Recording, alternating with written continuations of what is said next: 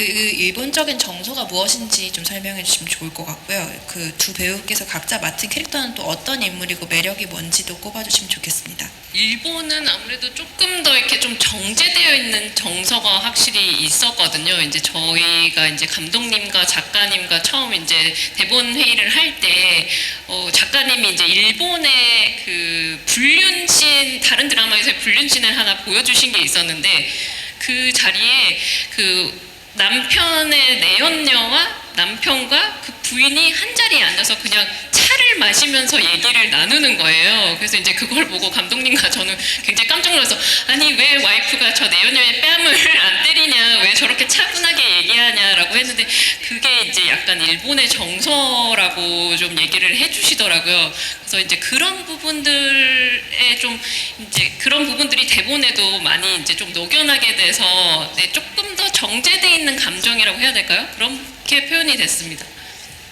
내연녀와 차를 마셨다고요? 예. 그 옆에 김치나 이런 게 없었던 거죠. 예. 만약에 한국적인 드라마라면 뭔가가 일이 벌어져야 되는데요. 네. 자, 캐릭터 소개와 함께 캐릭터의 매력을 좀 말씀해 주시죠. 먼저 코지마 상께서 먼저 말씀해 주시겠어요? 네. そうですね、私は韓国版を拝見なさってると思うのでご存知だと思うんですけど、一度目の人生で親友と夫に殺されてしまって、二度目の人生でその2人に最悪のシナリオをなすりつけるために復讐を決意した女性なんですけど、すごく強い人なんだなと思いました。その一度目の人生ではすごく振り回されて、自分の人生なのに自分が主演じゃない人生を送ってたけど、それでも人を信じられる強さも強いなと思いましたし、やっぱこう自分を殺した人たちと復讐のためとは一緒にいて、こうやっぱ苦しかったりこう辛いことが多いのに、それでもこう一度決めたことは自分の人生は自分で生きるって決めて貫く強さがすごく素敵だなと思いました。 네, 아마 한국판을 다들 보셨을 거라고 믿고요. 아마 아시겠지만 첫 번째 인생에서는 그 친구와 그리고 남편에게 배신을 당합니다. 그리고 이 두 번째 인생에서 그들에 대한 복수를 결의를 하는 굉장히 강한 캐릭터입니다. 굉장히 이런 친구와 뭐 남편에게 휘둘리면서도 그리고 자기 인생을 자기 스스로가 주인공으로 살지 못하는 그런 캐릭터임에도 불구하고 그럼에도 불구하고 사람을 계속 믿는 그런 강한 마음을 가진 그런 캐릭터라고 생각을 합니다.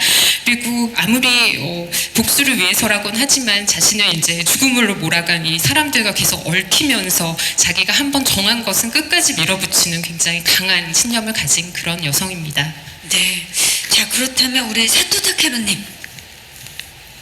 はい、僕の役柄はある秘密を抱えているので少しこう説明が難しいところはあるんですけども、僕が演じる上で一つ大きな軸にしようと決めたところは、